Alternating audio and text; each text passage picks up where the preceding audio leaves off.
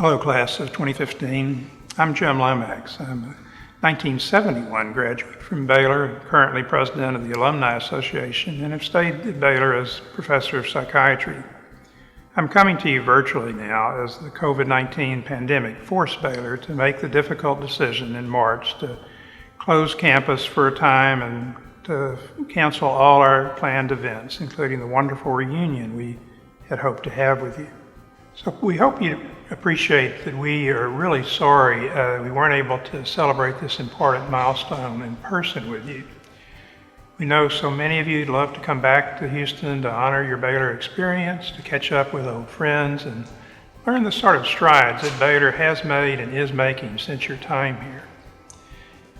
Today, we hope you and your loved ones are staying safe and healthy during this very, very challenging time.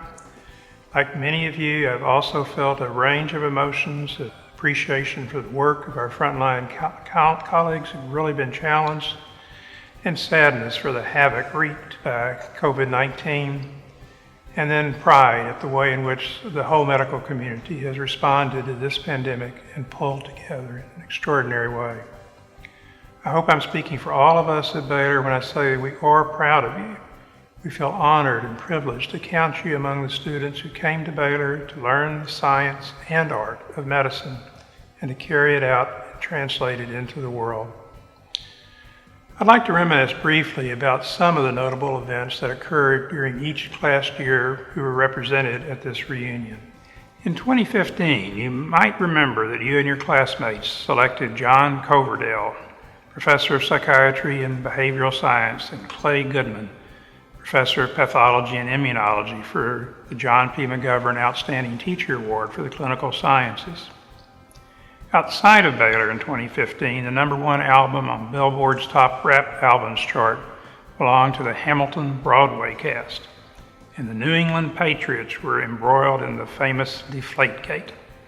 Also, the optical illusion called by The Dress had consumed the internet. Much has changed since you graduated, but the respect and awe for all facets of human health you brought to Baylor, as well as the medical expertise and scientific knowledge you gained here, have evolved but not changed. Your passion, hard work, and commitment to medicine shine as bright as it did when you graduated. Now, more than ever, our professions are being called to serve as beacons of hope.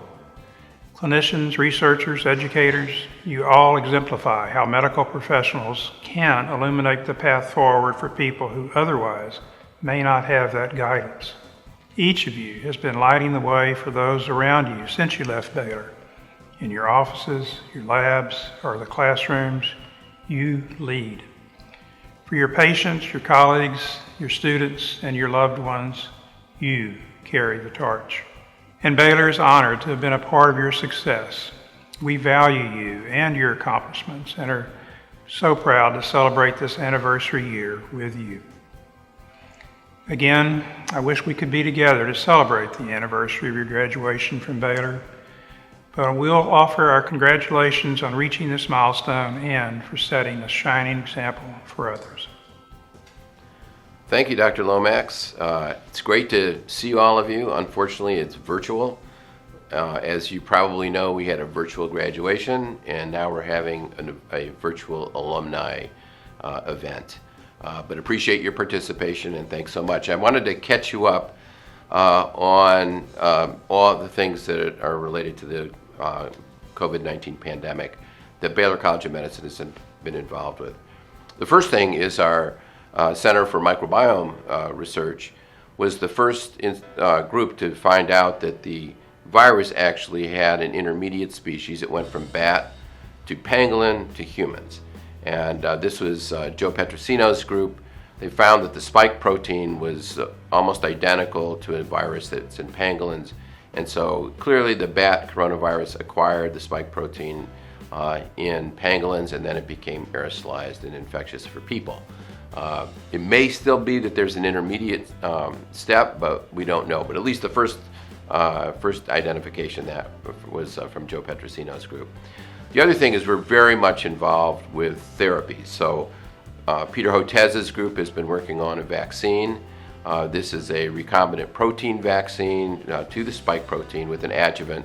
He's one of the 14 vaccine programs going, and we're very excited about his work, and he's about to enter into human trials for that. In addition to that, we've been leaders in testing.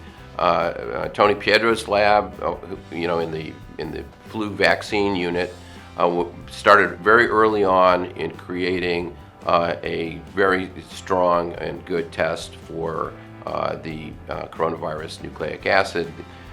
That came online very quickly. We created a much bigger lab for him, and his group has been able to ramp up to almost 1,000 tests a day. We also brought on Richard Gibbs's center, the Human Genome Center, and he's been able to use the equipment there and the automation to begin to test up to 1,000, even up to as high as 5,000 tests a day. And as a result, we've been providing a lot of the backup for the city and also for the county. So when the county does mass testing, it comes into our institution now, and we've been the ones doing the tests. In addition to that, Tony's group has developed a very, very good antibody assay, one that is 99% specific.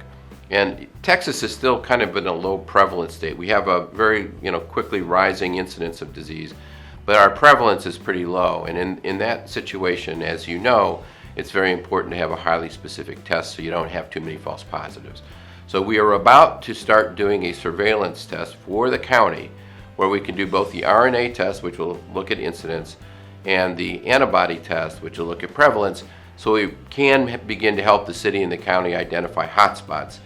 There are 30 mobile test sites, and we want to be able to help the public health system identify where those mobile sites should go. And so, just so you know, Baylor College of Medicine is leading again in even dealing with this. In addition to that, our clinical trials unit has participated in pretty much all of the important clinical trials. We've been involved with the convalescent serum study, the remdesivir study, and the IL-6 inhibitor study. So we are very much engaged in trying to deal with this. And we've had grants given to many of our faculty to try and identify either pathogenesis or novel targets to be treated. And that is through our drug discovery group and Marty Matzik. So lots of stuff going on. You'd be very proud of your institution knowing that we're addressing all aspects of this global pandemic in a way you'd be proud of. Interestingly enough, we're a company just like everybody else. We've had to scale back. We were basically, we never closed our doors, but we basically restricted our activities to about 25% from the very beginning. We had to reduce our mouse colony. We had to reduce the number of investigators. Our students left the wards for a while. We had to close down a lot of the activities, elective surgery, and even our clinic visits. But slowly but surely, we're opening back up. Our clinical mission is sort of leading in that regard. We're almost up to 50 to 60% of our previous volumes, and so far we've been showing by surveillance testing that there's been no transmission between patient and provider or between providers. So we're doing a lot of surveillance to make sure that doesn't happen. Our students are now back on the wards, and I'm very grateful to our affiliates for permitting that. And they need to learn about this as well. Obviously, this is very dangerous for everyone, but it's also a wonderful learning experience for our students. Our scientific efforts are starting back. It's a little bit slower. Paradoxically, we spent so much time compressing everybody so we'd be very efficient in labs. That makes it very difficult for us to behave in the new COVID world where we try to have social distancing. And so you can imagine we've had to go through every bench and create 6-foot radius circles so that we can protect our people in the labs from transmission. So that's going a little bit slower. We're at about 25 to 35% of our previous activities. But the good news is, as always, we're aggressive at applying for grants. We've received over 25 NIH grants to study COVID-19. So on the one hand, we're slowing up, but on the other hand, we're getting a lot of grants to try and address the global pandemic. So on the educational side, we're doing a lot more virtually. Our admissions process will be virtual. Our residence interview process will be virtual. You can imagine how difficult it is. The one really amazing thing that has dramatically accelerated is our clinics have become virtual. So telehealth, that something that was very slow to evolve in medicine, is now rampant, and it's actually going very well. We went from having no telehealth visits to having 12,000 in 1 month. So it's fascinating to watch the impact of this pandemic, and I think the telehealth thing will probably stay with us a long time. Patients love it, actually. Our patient approval is over 90% for their telehealth visits, and so I think that's going to be a big part of our new primary care. I wanted to bring one thing up to you that's really, really important. As you know, I'm coming from you today from the Cullen building. My office is president is in the Cullen building. Fantastic, beautiful Art Deco building. First building on the Texas Medical Center, and was added to the historic registry a few years ago. And it is a great historic building, and it is totally inappropriate for training a modern medical student, or graduate student for that matter.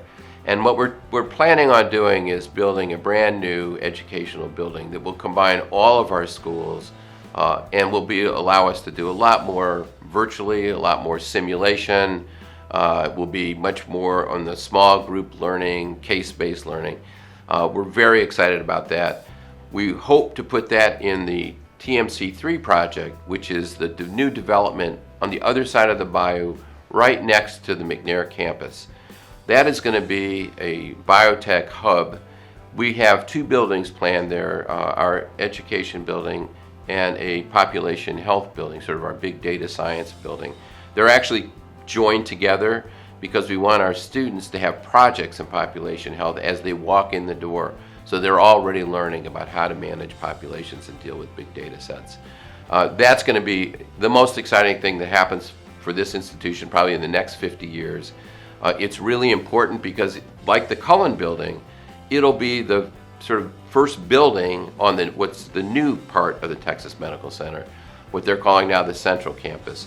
And when you think about it, it's ideal for us. It's our 36-acre McNair campus where our adult clinical activities are, right across the street from the VA where we are also present, and then it'll be our medical school building. We will continue to stay on this campus, but most of it will be our wet lab space. So we have 2.5 million square feet of space that's really wet lab, but will remain on this campus with most of our clinical and educational activities going over to the other side of the bayou, to the TMC3 and the McNair campus. I'm very excited about that. We have really cool pictures. I will be sending a lot of this out to you in the future by email, so don't throw away all those emails that we send you.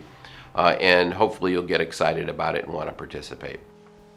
On behalf of the Baylor College of Medicine community, thank you, class of 2015, for preserving Baylor's legacy and for your commitment to our school and to your profession. Thank you.